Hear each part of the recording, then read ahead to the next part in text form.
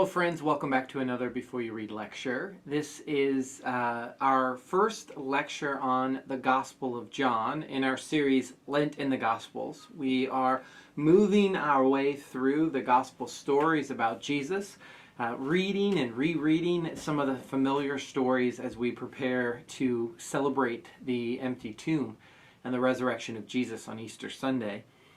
For this week, you will be focusing on the first 12 chapters of John 1 through 12.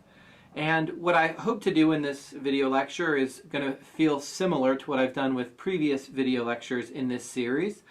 I'm going to offer a few reminders about the Gospel of John, things that are important to keep in mind as we move forward with the Gospel of John, as we read and engage this wonderful gospel tradition. Then I will walk us through the daily readings, just some high points and overviews of the 2 chapters per day that you'll be responsible for.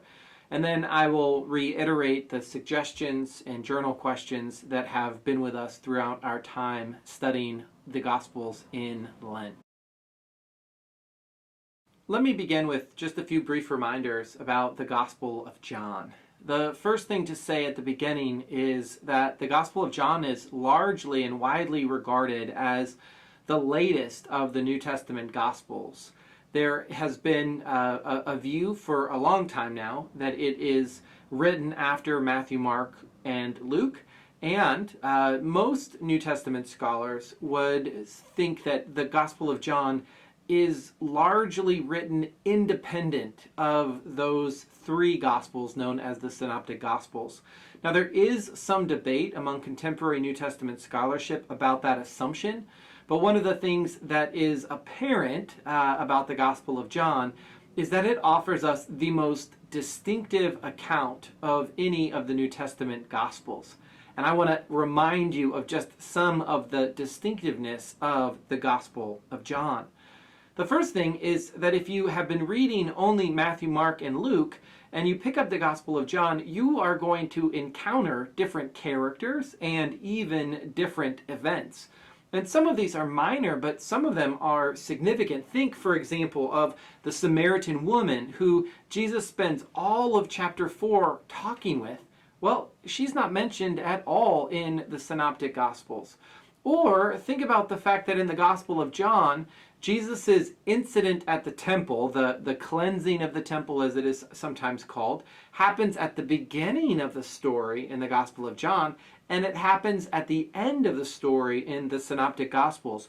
And many suggest that the ending location in the Synoptic Gospels actually points us to the cause of Jesus' death, that this disruptive element was something that caused the religious leaders to say, we got to deal with this Jesus character. So some different characters and different events. It's also worth noting that the Gospel of John leaves out some key moments in the narrative about Jesus that we see in the 3 Synoptic Gospels. One of the most important of these is that the Gospel of John does not have a Last Supper tradition. There is no celebration of the Passover in Jerusalem.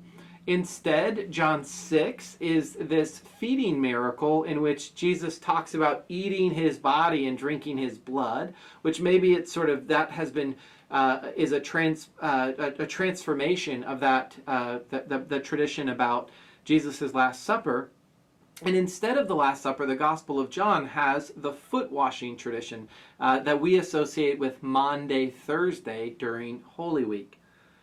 A third real significant difference is that Jesus just talks differently in the Gospel of John, right? You could think about local dialects or even accents in this country, in the U.S. Jesus talks with a different draw, with a different emphasis.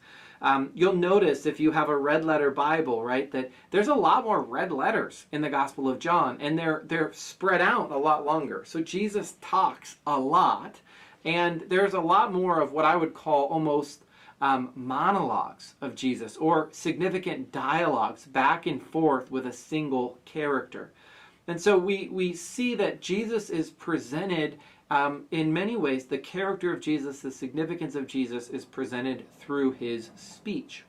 A fourth major difference is that in the Gospel of John, Jesus visits Jerusalem for the Passover at 3 separate times, which suggests that Jesus' public ministry was at least 3 years in length.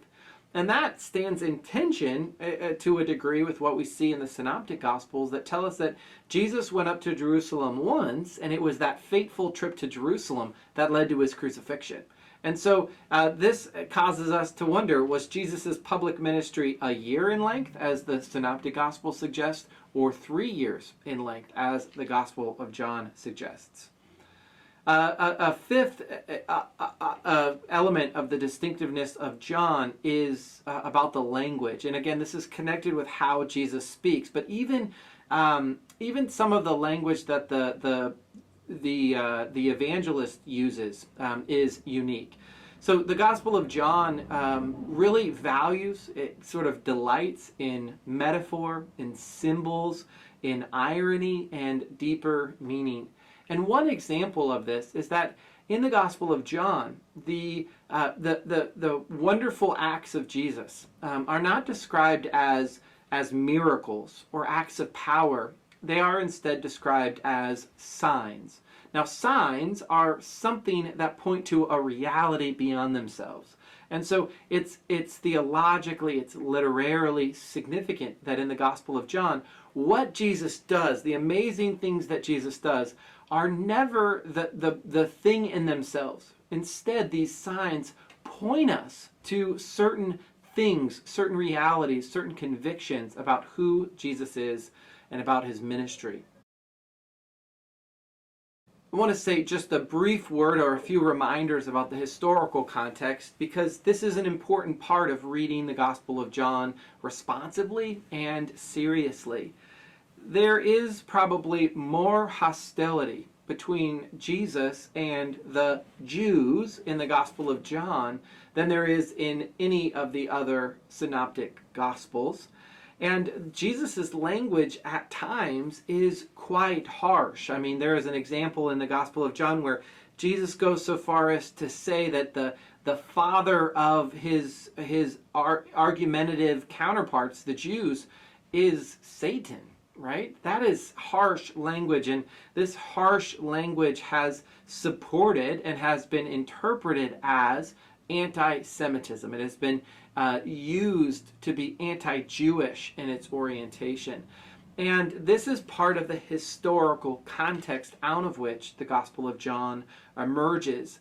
It seems as though in the Gospel of John, the story of Jesus and the story of the community are overlapping and intersecting with one another. They're blending. So that some of the hostility that Jesus is experiencing with the Jewish leaders in particular is reflective of the community's experience of being cast out from the synagogue. We'll see this in John chapter 9.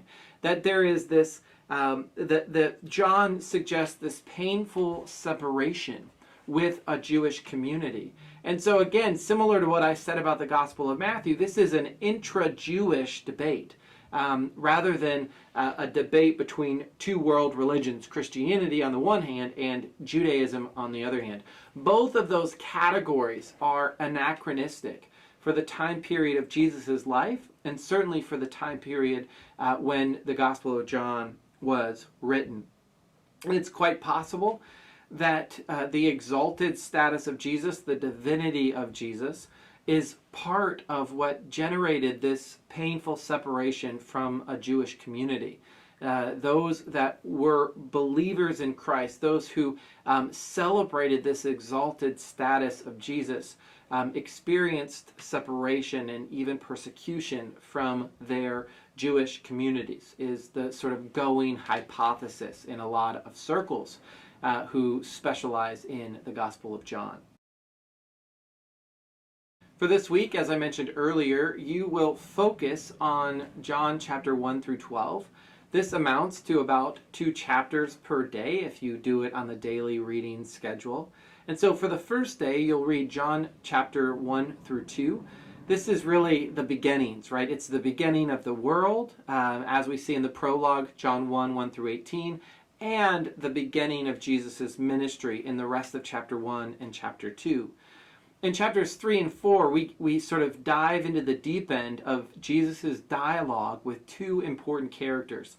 Nicodemus, who is representative of the Jewish religious establishment, and the Samaritan woman, who in many ways, in this context of the first century, is as marginalized as possible. Not only is she a woman in a society that really values, celebrates men, she's also a Samaritan, which the Jewish people regarded as an apostate group, sort of hybrid, impure people.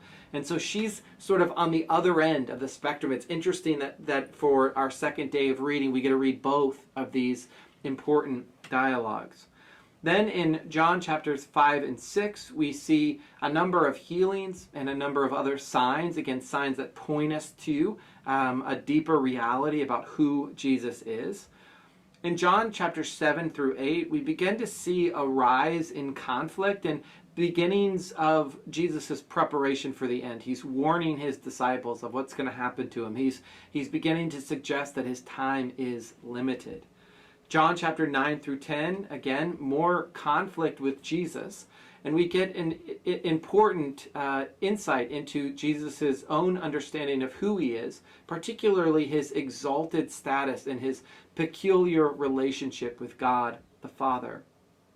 In John 11 through 12, we encounter the memorable story of the raising of Lazarus from the dead and Jesus' interaction with his two loving sisters, Mary and Martha.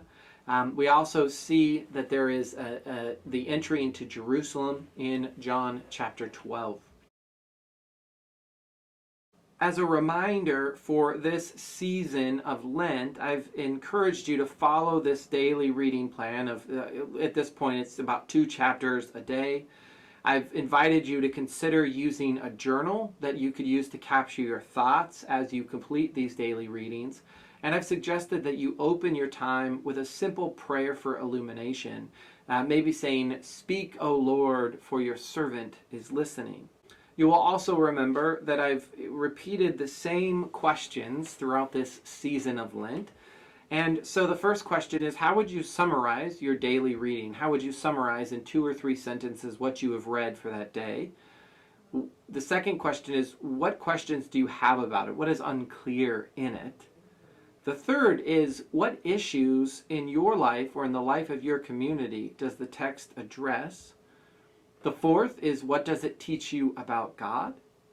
And the fifth is, what does it call you to do? The Gospel of John has been described as the spiritual gospel because of all of its distinctiveness. It is, as one church father put it, it floats above the rest of the Gospels, just above them in the heavenly realm, sort of like an eagle would fly. And so I encourage you to sit with John's distinctive account of who Jesus is and his significance. I look forward to hearing your thoughts and your questions as they are always insightful and thoughtful. But for now, happy reading. We'll talk soon.